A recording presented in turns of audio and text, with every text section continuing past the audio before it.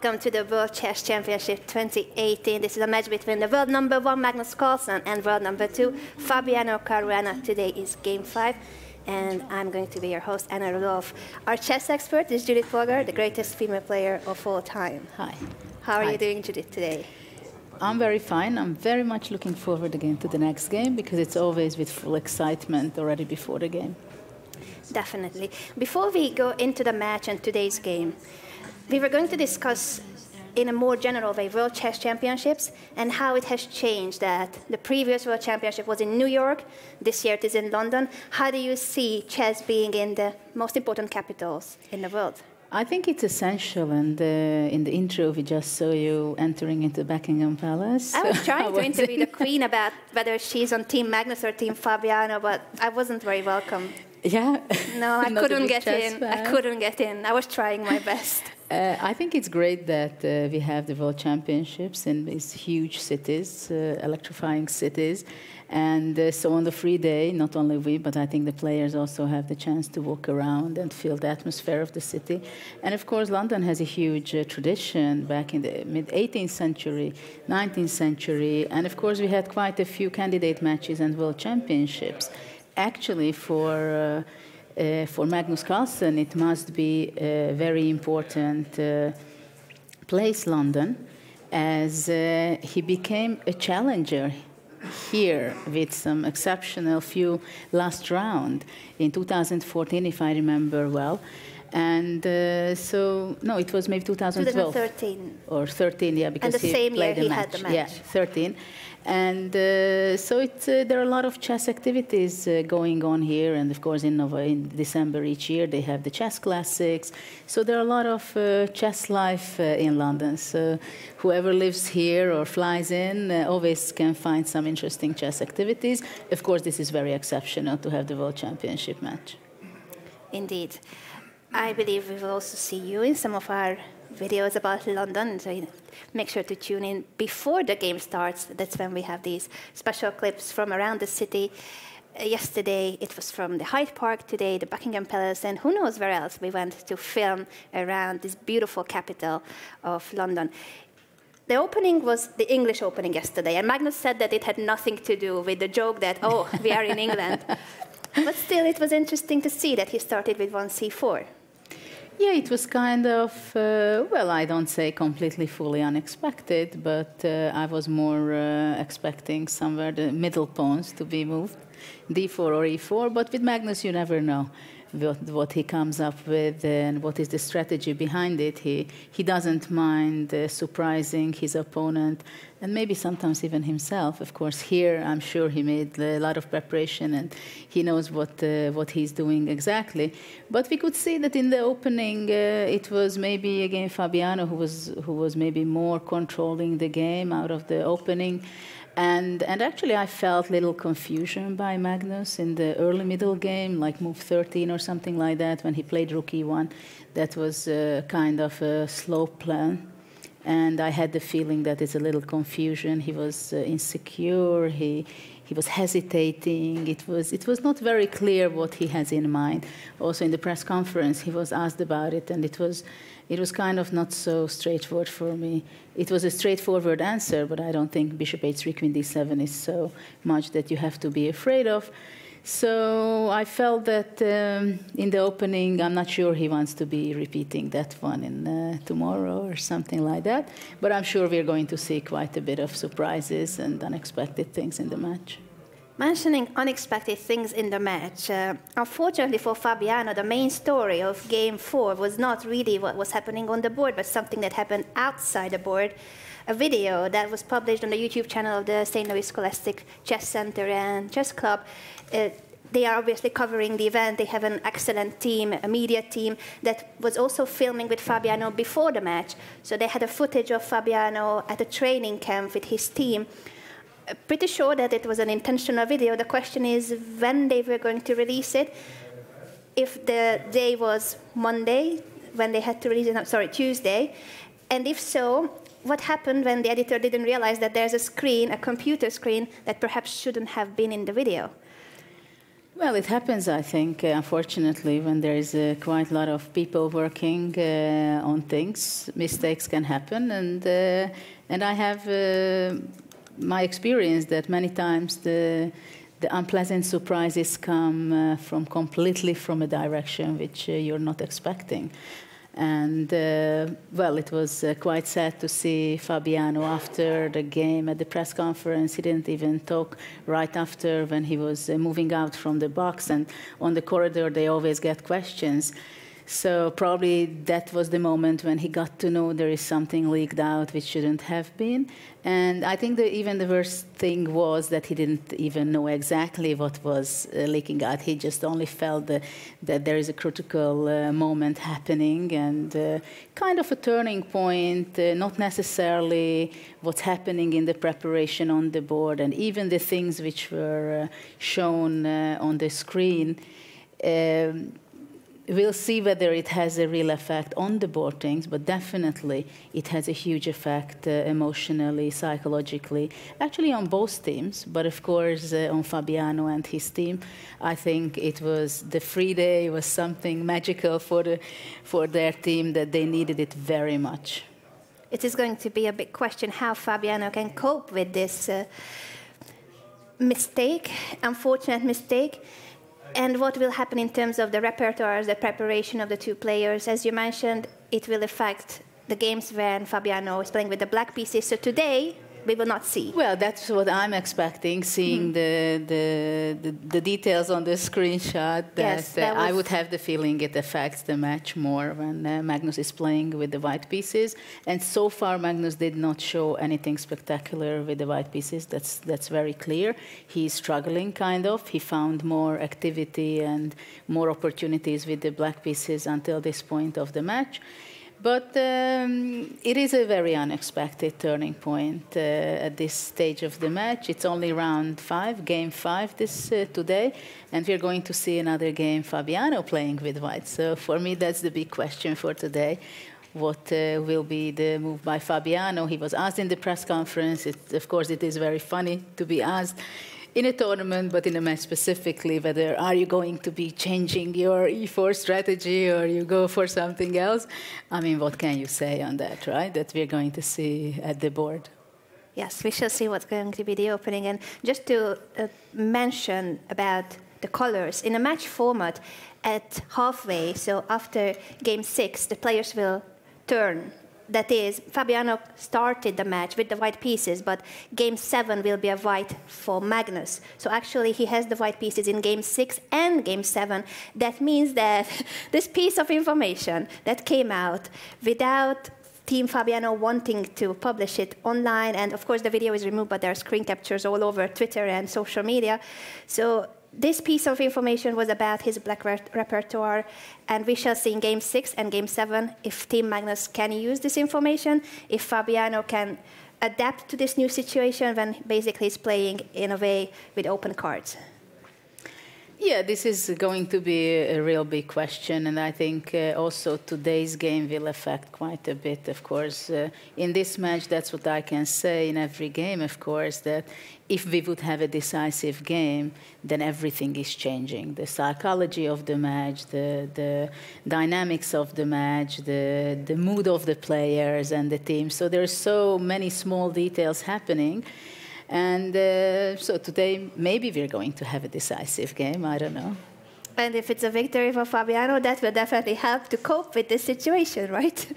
Absolutely. But even no matter who is going to score the first point in the next few games, the dynamic. It changes the dynamic, but it doesn't really mean anything because to take the lead, it's also huge pressure. Let's face it. Of course, it's a very nice pressure for the player who is leading, but still you could see in many different matches and with both players that when they lose a game, they come back, they bounce back almost immediately or a few rounds later. So it also creates a kind of energy inside of them, the fighting spirit and to kick back and hit back.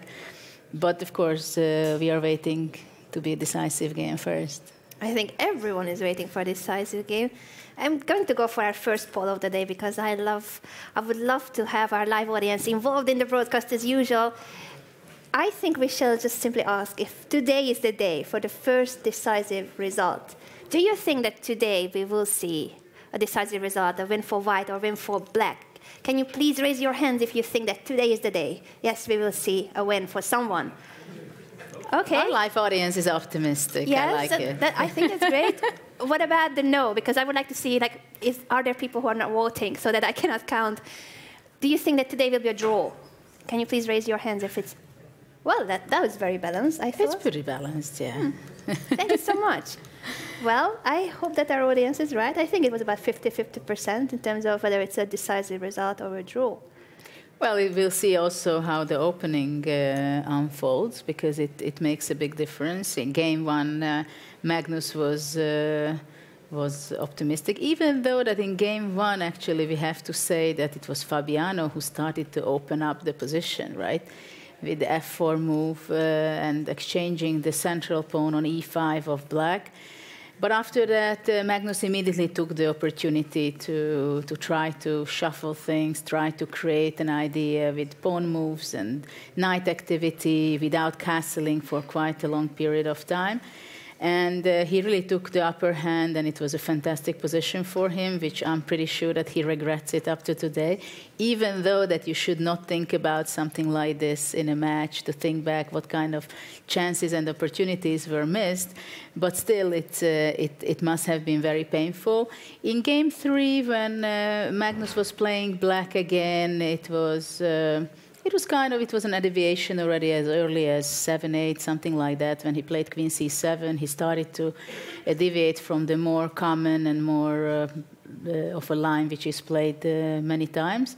So it's clear that with black, Magnus is looking for different alternatives, try to get a creative idea, creative opportunity, and trying to pull Fabiano into some position where it can be some creative game and unbalanced, where he can play, he feels comfortable, he can play faster, and maybe Fabiano can get in time trouble again.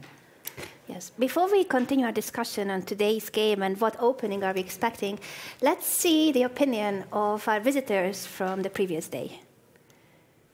First time visiting a venue like this, so yeah, it was cool walking around and like seeing live commentary. I took a picture of Judith Polgar. Definitely the venue was super cool. I liked it, the organization, everything was nice. I found it a bit weird in the beginning, all the photographers near the players, where they were already making like moves until the 8th move, but the rest it was cool.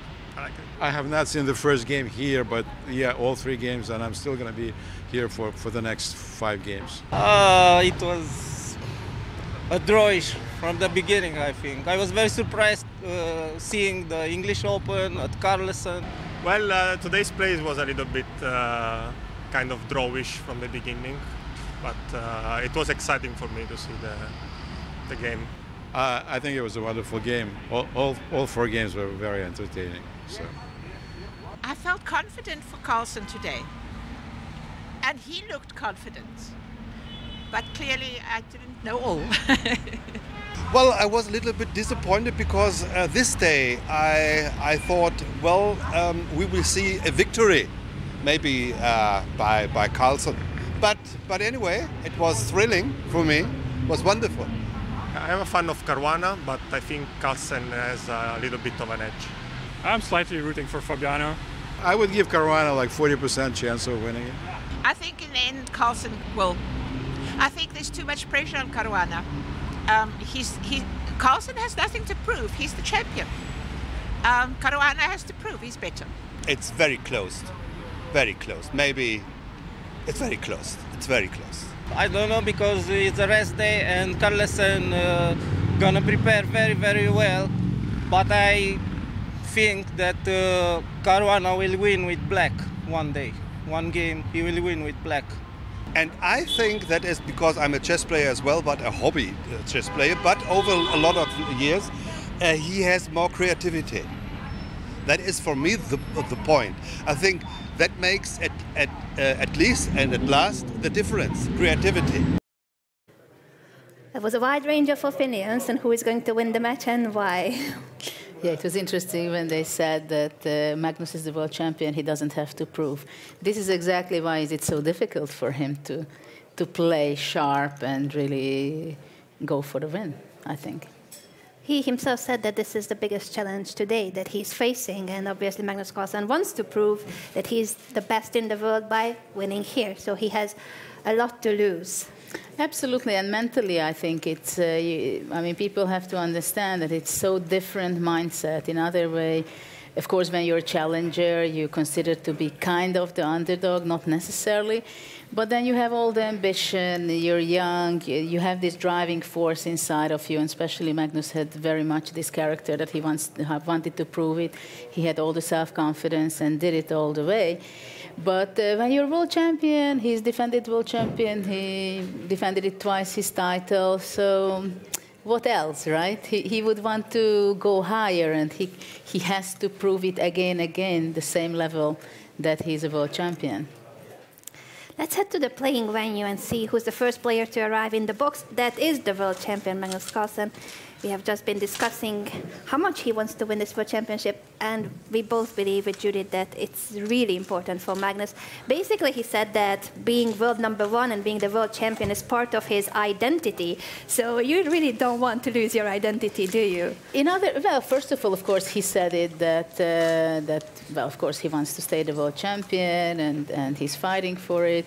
But I think what is also very important in his case also, and I can completely understand and sympathize with that what kind of games he's playing. Because for him it's also important. He doesn't like it to play kind of very slow games, which the public considers it's boring. Of course, he's seeing it as objectively, and he tries his best, but still, I think he's much more happy, for example, with the draw what we had in Game 1, than in other draws when there was not so big happenings during the game. We have Fabiano arriving to the board. Some of the posts about their handshakes were pointing out that they don't really look at each other when they shake hands. Maybe. Do you think it's part of their psychological battle, not even to look them in the eyes? I was not checking that closely whether this happened. Yes, it happened so quickly, but there are photographs where the players are looking anywhere but into each other's eyes. Well, these are difficult moments for them, especially with the history we had in the last day. Indeed, between Team Magnus and Team Fabiano and everything that's happening outside the board. It's really big news, and it has been discussed not only in the chess world, but we've seen articles talking about the video footage that was published. It's all over the media, including CNN, The Guardian. So it is really something that has been huge. That's why we keep mentioning that not only the moves on the board count in a World Chess Championship match, but everything that is around it. And the most difficult thing is, anyway, for the players to exclude every disturbing possible information or issues around the World Championship match. But of course, this is something which could not be excluded because it influenced both players and quite heavily from mental point of view. But this is why I'm very curious what will be in this game, whether Fabiano will play e4 again and stick to the Rossolimo, or he's going to play d4, knight f3, c4 even. Well, I'm kind of boring. I would vote for e4 probably again. I was going to ask Give you what's another try. E4. I think it's going to be e4. I think we're still going to have e4, but if he wants to change, in other hand, it's also kind of a good moment. The first move will be played by American entrepreneur Jimmy Wales. He is the co-founder of a website that you, I believe, all use. This is called Wikipedia. And we hope to have Jimmy in the studio later on. I think that's e4 on the board, played by Jimmy Wales. E4 and on the board. It stays so on the board. I was not far from the truth there. C5 by Magnus Carlsen. Do you think he will stick to the Sicilian? Why not stick to the Sicilian? I'm pretty sure Sicilian is coming. It's on the board. Okay, next question. Is it going to be a Rossolimo or an open Sicilian? No way, Rossolimo. We are repeating the previous two games in case it's Rossolimo. And we are at move 2. Knight c6 is on the board. This is a critical moment. Yes, bishop b5, the Rossolimo variation of the Sicilian for the third time. Right. Yeah. And it's continuing exactly the same way as we had seen in the first two games when Magnus was playing with the black pieces. We are seeing a replay of game 1 and game 3, and the question is who will deviate first from those two games. And white castled instead of taking on c6, what he was doing in previous games. We have the answer. So Fabiano in the previous two games with white took on c6. It could still transpose if he captures on c6 now. But I have the feeling that he chose early castle kingside because he wants to play something else, not bishop takes c6. Well, probably c3 or rook e1. Indeed. So we are seeing a completely different version of the Rossolimo. You don't need to worry that we are going to see another draw in the very same way as those two games. Well, white's going to play probably c3 in the next move. It's a completely different structure what is played by white here. And actually, it was a logical choice. I also had the feeling that Caruana will not go for open Spanish, open Sicilian, because he very rarely go into that opening to go to the open idea.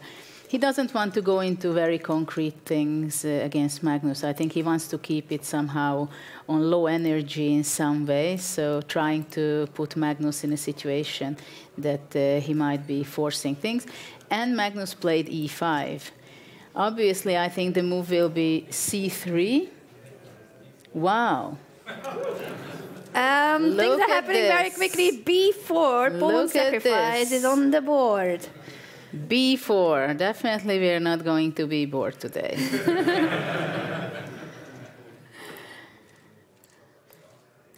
I'll try to catch up with the database. It's kind of, we can say that white took immediately the opportunity as black played e5, closing the bishop, but that's one of the systems in this line in order to control white's idea to play, because generally c3 is played. I remember I played one of my nicest game in the Olympiad back in '88, only 30 years ago. So I had some nice... You're very young, Judy. Don't tell people how many years ago. I was only 12, and later on I sacrificed the pawn with d4, but that's all theory. So let's see what we have in b4. But actually b4 was played quite a few times already. Strong players are playing. What are some of the most recent games? And Rapport, the Hungarian talent, was playing b4. I'm pretty sure that it is a surprise for Magnus, and as he's sitting there, maybe again he's thinking something he will say in the press conference. I thought, why was this not in my files? Absolutely. Because actually it's played very rarely, very seldomly. I see Bakro and Rapport was playing, actually Bakro was playing it last year. CB4 is the most natural move, CB or knight b4. But even knight d4 is possible. So these are the alternatives, black to take on b4, which after, I think, a3 will be the move. So it will be kind of a gambit. In this position, most likely black will not take on a3, because then bishop a3 and its white's compensation will be very energetic. And the other way of doing it, not c takes b4, but knight takes b4, but definitely it's already a big choice. Black has to be deciding on what to do. And also knight d4 would be something black could try to immediately kind of counterattack and simplify a little bit the position. Yeah, he's in a shock. He is. for the moment. Obviously, Magnus knows about the possibility of b4. It's not that he has never seen this move, but he didn't expect it in today's game, and that is, because bishop takes c6 and c3 are the main moves in that position, and b4 is a really sharp variation, a pawn sacrifice. Well, for example, Grishchuk, who is one of the top players in the world, actually it was in a rapid game between Bakro and Grishchuk. And to be honest, this b4 looks like that you're playing it in a rapid or a blitz game. You're not necessarily expecting it to happen in a World Championship match.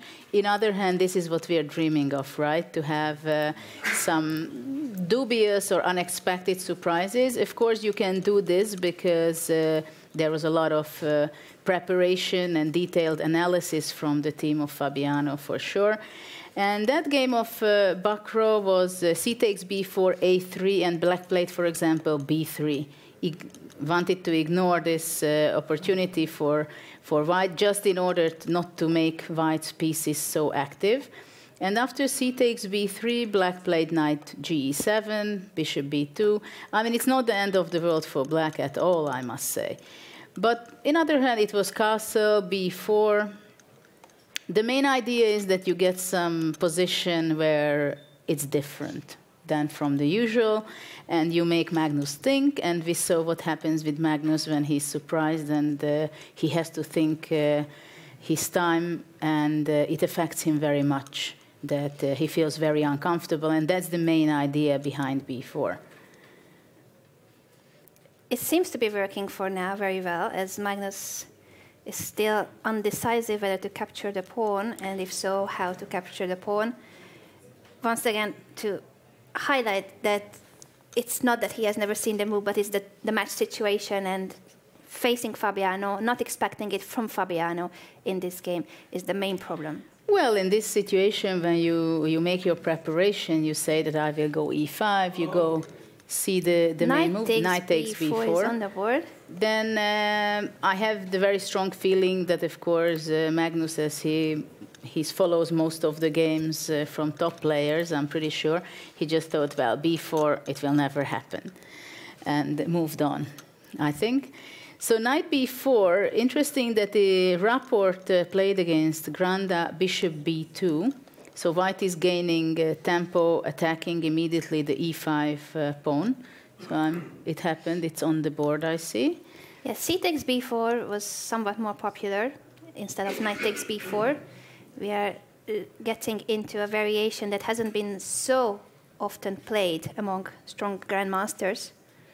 Yeah, not at all. And after knight b4, bishop b2, now black has to decide how to defend the e5 pawn, because it would be a great change for white to give up the b pawn and in exchange to capture the central pawn on e5. So queen c7 is the most natural. This was the game played. And white played c3, black went back knight c6, and then white played d4. And then there was a very concrete follow-up with d6, d5, a6, and you will not believe what happened. Knight a3. Beautiful. So actually we can see some very strange things happening in this game. Also, I believe. And then black, after knight a3, had to move, or moved king e7, not having the castle opportunity anymore, and then white came back to f1. But I have the feeling things can go a little differently in this game. So it was played in 2013. It was 2013. Between Rapport and Granda, two strong grandmasters. Yeah. Any other game you mentioned? You mentioned the Bakro-Grishchuk game. Was it also similar, or that was c takes b4? That was c takes b4. So just a very few games with knight takes b4, the move that Magnus Carlsen chose, has been tested by other strong grandmasters. But it's also the psychological part, isn't it? That c takes b4 is way more expected also from the side of Team Fabiano. They must have put more weight on the preparation with c takes b4. I think here you have to be ready on every reaction, because you don't know what Magnus will be doing and reacting in this shocking moment after seeing b4 on the board, I must say. So he captured on b4, Fabiano played bishop to b2 immediately, and now Magnus is thinking again, which is surprising in a way, as bishop b2 is a natural developing move attacking the e5 pawn. No, but he's still trying to. It's like you get a punch and you're trying to get back to normal. Yes, get used to the situation. Yeah, I mean, I think here there is a move. For example, what about playing Queen B6? It's also an option, I would think, and to attack the B5 bishop. And if White would be going away with the bishop or playing A4. Well, there are like crazy lines, for example. If Black would be thinking to play A6, then probably, or maybe knight E5 is possible with some idea of after A B5, knight D7, bishop D7, bishop G7. I'm just telling everyone that Miss Polgar comes up with these tactical motifs without seeing any engine. So this is how brilliant her tactical intuition is. She's just blitzing out all these tactical motifs. The thing is that it's not really possible that Magnus will enter into such a thing, even if it would be interesting and good, because he's absolutely sure that Fabiano was analyzing this up to the point where he feels comfortable. Even if it's not a full advantage or such a big gain in his position, he has to know what's going on. He has to know the evaluation and also be under control what is really going on. It is similar in a sense to the Queen's Gambit decline. They played against each other. When Magnus had the possibility of knight takes f7, it would have been a piece sacrifice. And he knew that Team Fabiano must have looked at that. So if you are facing Team Fabiano plus the engine, and you have to be calculating these kind of positions at the board, so very tactical lines, and you could also feel it in the press conference after the game, how Magnus reacted, right? That when he was asked, when he was asked about knight f7, whether he was checking it, I mean, he was kind of not insulted, but of course he was checking it, and he couldn't stop himself expressing his worries that he's not only playing against Fabiano, but against his human and artificial intelligence. Yeah. But of course it's the same thing on the other side, so that's not a question. And usually you don't say necessarily these things unless it really bothers you. And it was very clear that that was one of the main idea not to play this knight f7 move. So we have a new move, a6 on the board.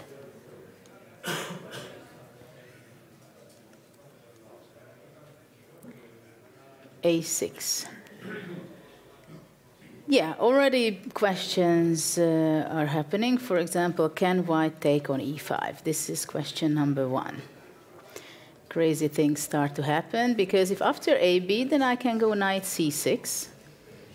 And the question is with what Black would be taking, let's say, and then how to continue. Of course, it's very complicated. I'm sure it's not easy at all for White.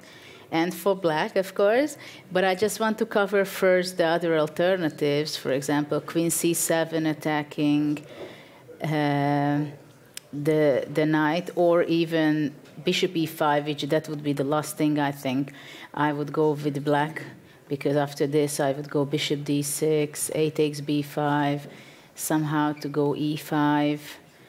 I'm pretty sure here White can have a huge compensation, for example.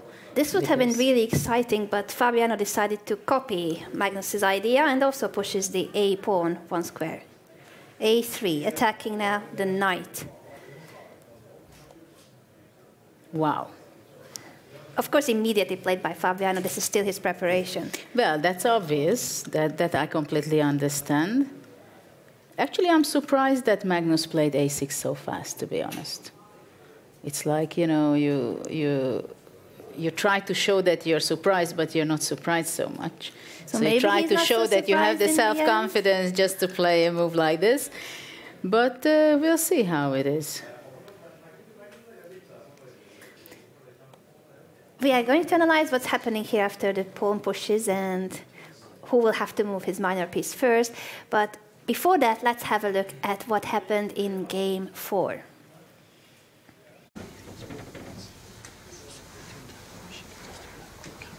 Can one of them break the deadlock? Carlsen played the English opening, a little nod to the match location. Caruana has a lot of experience with this line. He'd already played it twice with black and once with white, and that experience counted for something. He played very quickly in the opening and had few difficulties. Play went into an endgame where neither player had much cause to go for a win. A dynamic balance was reached and the players agreed a draw after 34 moves. The most interesting story was developing away from the board.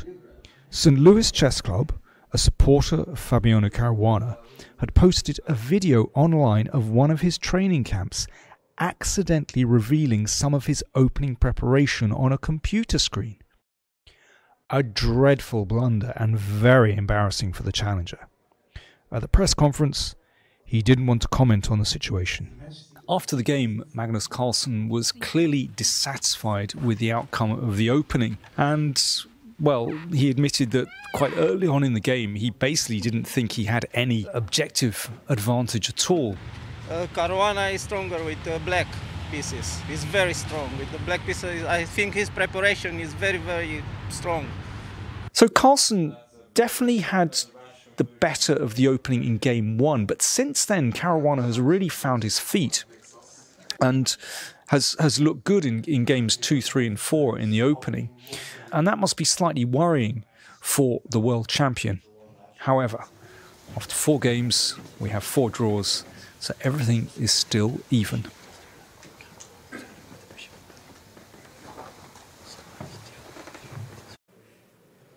That was a little reminder on what happened in game 4. Fabiano, in the meantime, has abandoned the playing area. Of course, they can go backstage. They have a little snack and drinks area right next to the playing venue where they can be alone, and it is not obligatory to be sitting there for 6 hours.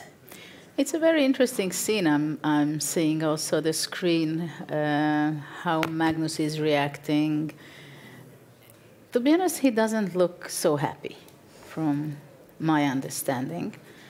And especially that Fabiano left the board, it's not very easy to handle this situation, right? Already more than 10, almost 15 minutes advantage by Caruana. It is very clear that Magnus is caught in the opening. I don't know how much difficulties he's going to have. But definitely it is something surprise, something very unexpected, and something he has to deal with on the board and psychologically as well. You can see him really thinking what to do now. I believe we will have some help to discuss what's going on in Magnus Carlsen's mind. He has made the first move today for Fabiano Caruana, and as we mentioned already, if you need to search information on when did Magnus Carlsen win the World Championship, how many times he defended it, and why Fabiano Caruana is the challenger here, or what is the Rossolimo variation, I'm pretty sure that the website that you are reading is called Wikipedia. We have with us the founder of Wikipedia, Jimmy Wells. Thank you so much for joining us. Well, thanks for having me. It's fantastic. Hi, welcome. Welcome.